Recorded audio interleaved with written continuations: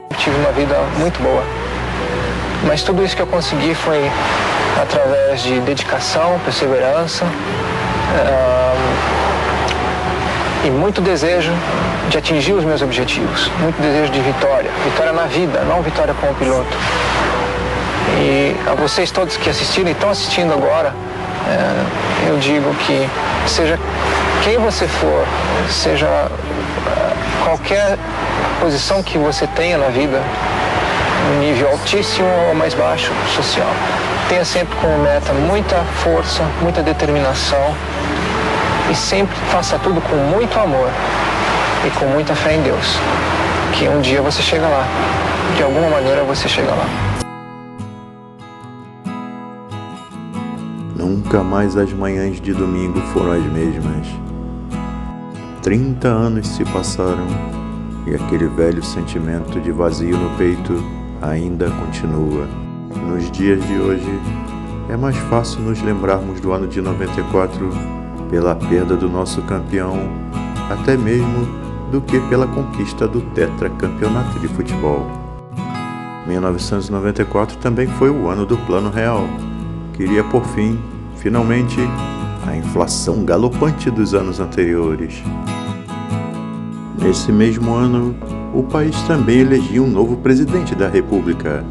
No dia 3 de outubro de 94, Fernando Henrique Cardoso foi eleito em primeiro turno, tornando-se o 34º presidente do Brasil. FHC foi um dos criadores do Plano Real. O Palmeiras foi bicampeão brasileiro em 94. Na Copa do Brasil, o Grêmio foi o campeão. Já na Libertadores daquele ano, o São Paulo perdeu a final para o Vélez Sarsfield da Argentina. Ainda nesse mesmo ano, a seleção brasileira de basquetebol feminino conquistava o título inédito de campeã mundial, após derrotar a equipe da China em Sydney, na Olimpíada da Austrália, por 96 a 87. Falando sobre música no Brasil, essa tal liberdade do Só Pra Contrariar era a música chiclete do ano. Além disso, Skank, Cidade Negra e a dupla sertaneja Zezé de Camargo e Luciano dominavam as paradas das rádios. Foi em 94 que Cássia Eller lançou o sucesso Malandragem. Com relação às novelas, a que marcou a época em 94 sem dúvida foi A Viagem, de Ivani Ribeiro, que era um remake de uma novela dos anos 70, da TV Tupi. 4x4 de Carlos Lombardi também conquistava o público. O remake de Éramos Seis no SBT chegou a brigar com a Globo na audiência do horário nobre. Para a criançada, 94 não deixou a desejar. O famoso videogame PlayStation da Sony era lançado nesse ano. Foi ao ar nesse ano o primeiro episódio do programa infantil Castelo Rá-Tim-Bum, na TV Cultura. Cavaleiros do Zodíaco começava a ser exibido no Brasil, na extinta TV Manchete, e na Globo estreava Power Rangers. Com relação aos automóveis, a Fiat lançava nesse ano o Fiat Uno Turbo, o primeiro carro nacional a ter motor turbinado. Com visual bem esportivo para a época, ele não era só um esportivado, tinha raízes. Para isso, a Fiat adotou um propulsor importado da Itália, no caso um 4 cilindros 1.4, com injeção eletrônica e sobrealimentado naturalmente por um turbo compressor que trabalhava a 0,8 bar de pressão. O carrinho fazia de 0 a 100 em 9,2 segundos, com velocidade máxima declarada pela fábrica de 195 km por hora. Nada mal para um hatch. Senhoras e senhores, sejam todos muito bem-vindos a mais um vídeo do canal. Meu nome é Renato e gostaria de convidar os gentis amigos a embarcar comigo nessa viagem rumo ao ano de 94. Lembrando, é claro, que não se esqueçam de curtir e compartilhar. E se o amigo ainda não for inscrito no nosso canal, se inscreva!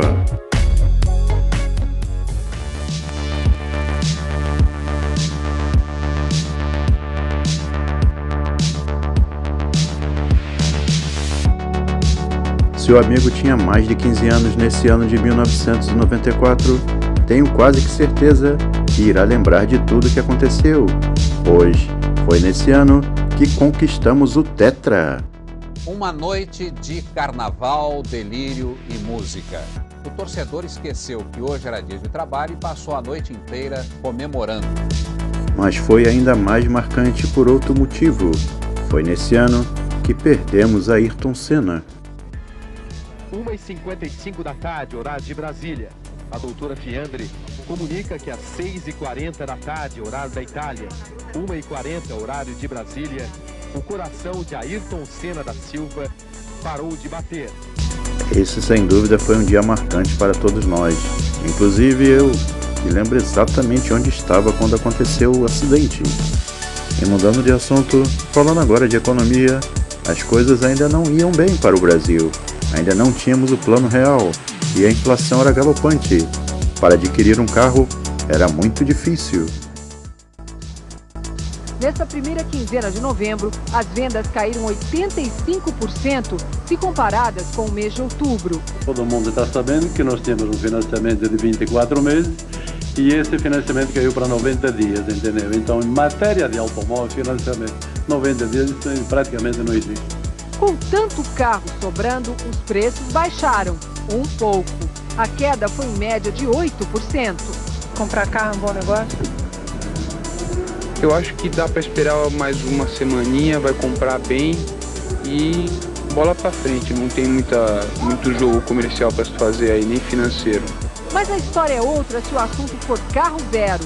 Mesmo os modelos mais luxuosos não demoram 5 dias e estão vendidos. Quem tinha algum dinheiro guardado está deixando de guardar e investindo em carro. Perfeitamente.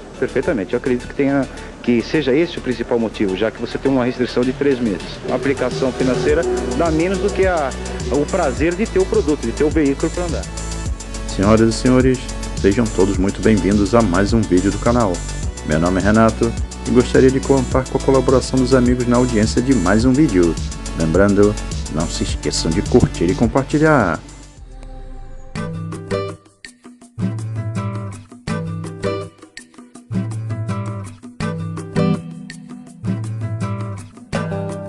Ô você, amigo, seja bem-vindo ao nosso canal RBC Carros Clássicos.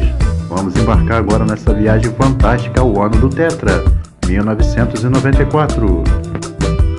Vamos agora aos fatos mais marcantes do ano de 1994. No início da década de 90, o Brasil implementava ampla abertura comercial, com redução de tarifas de importação e reformulação dos incentivos à exportação. Plano Real foi um processo de estabilização econômica iniciado em 1993, e o seu sucesso representou a quebra da espinha dorsal da inflação no Brasil. A entrada em circulação do real em 1º de julho de 94 mudou o cenário da inflação que, no acumulado em 12 meses, chegou a 4.922% em junho de 94, às vésperas do lançamento da nova moeda. A morte de Ayrton Senna, em maio de 94, foi uma comoção nacional. Ayrton Senna morreu aos 34 anos, durante o Grande Prêmio de San Marino em Imola, na Itália, no dia 1º de maio de 94, num fim de semana marcado por acidentes na Fórmula 1. Foi Senna que deu o pontapé inicial para a seleção brasileira rumo à conquista do Tetra Mundial nos Estados Unidos. O Brasil estava em êxtase, diante de um título mundial aguardado por 24 anos.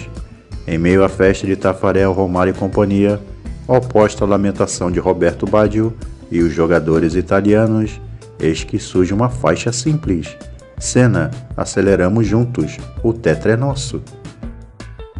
Morria também em 1994 o ditador da Coreia do Norte, Kim Il-sung.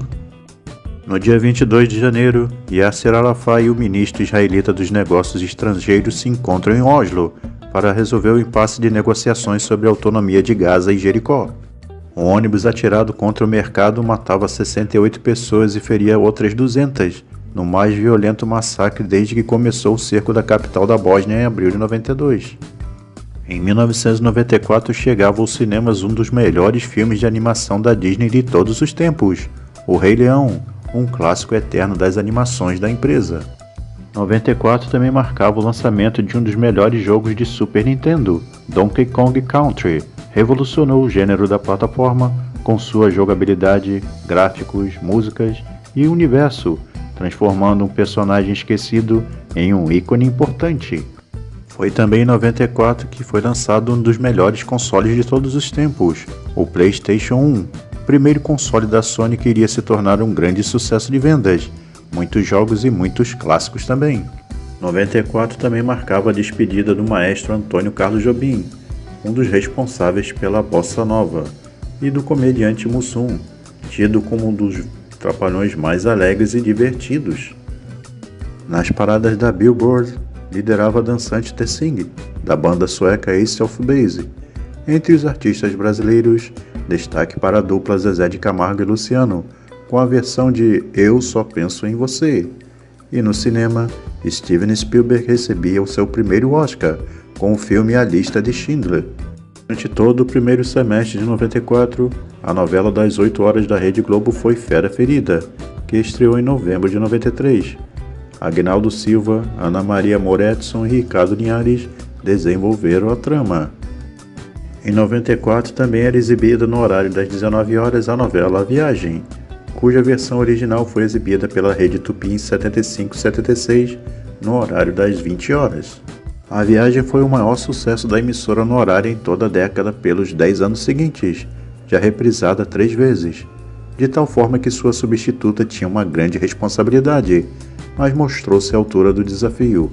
Carlos Lombardi estreou em outubro de 94 com a novela 4x4, cujos personagens principais eram mulheres unidas em nome de um objetivo comum, a vingança contra seus companheiros.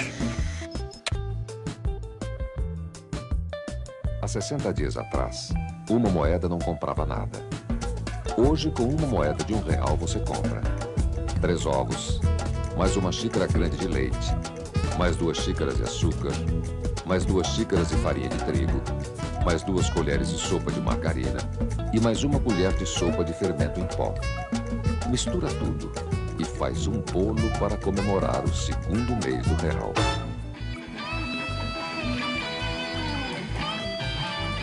A Fiat fez uma revolução na indústria automobilística lançando o Uno. E não parou, lançou o Mille, o primeiro 1000 cilindradas brasileiro. E foi em frente lançando o esportivo Uno 1.6R. A evolução continua com os lançamentos do Mille ELX e do primeiro turbo brasileiro de série, que só podia ser o Uno. Uno Turbo, este é o meu Uno. Escolha o seu.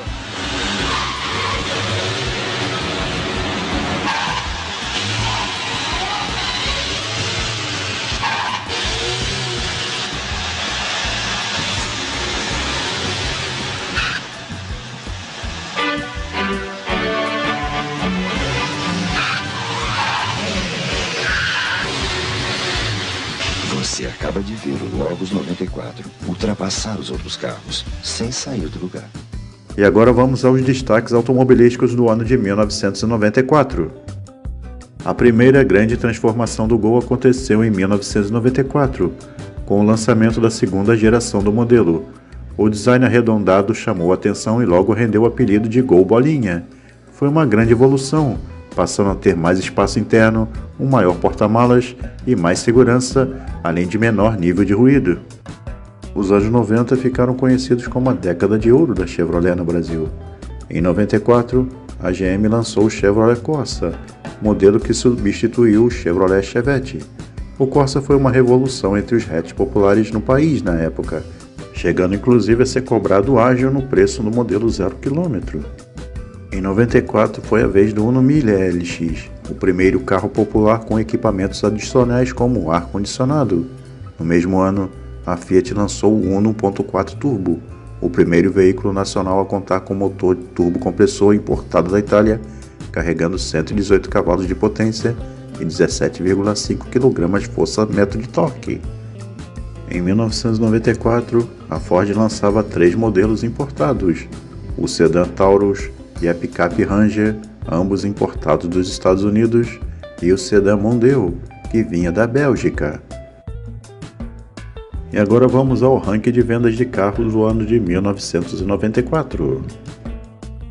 Apesar da invasão dos importados ter começado apenas em 1990, no ranking isso só foi sentido em 94, tanto que neste ano possuem 9 carros inéditos nesse segmento, a começar pelo Chevrolet Corsa, o mais destacado deles no ranking, que perdurou no nosso mercado até o início de 2012 e com certeza foi um grande sucesso da Chevrolet, que assustava a concorrência. Além do Gol, que ganhava um banho de loja depois de 14 anos de Brasil, a Volkswagen também apresentava o Pointer, versão hatchback do Logos, que chegava depois de um ano de atraso. Os carros importados que mais se destacaram nas vendas em 94 foram o Renault R19, que vinha em 3 versões de carroceria, sendo 2 do hatch e uma do sedã, a famosa Kia Besta, o Volkswagen Golf, que chegou primeiramente na versão GTI, a linha Honda Civic, que persiste até hoje, mas sem a versão hatch, e o estranho Renault Twingo, além do Fiat Tipo e do Peugeot 505 Picape.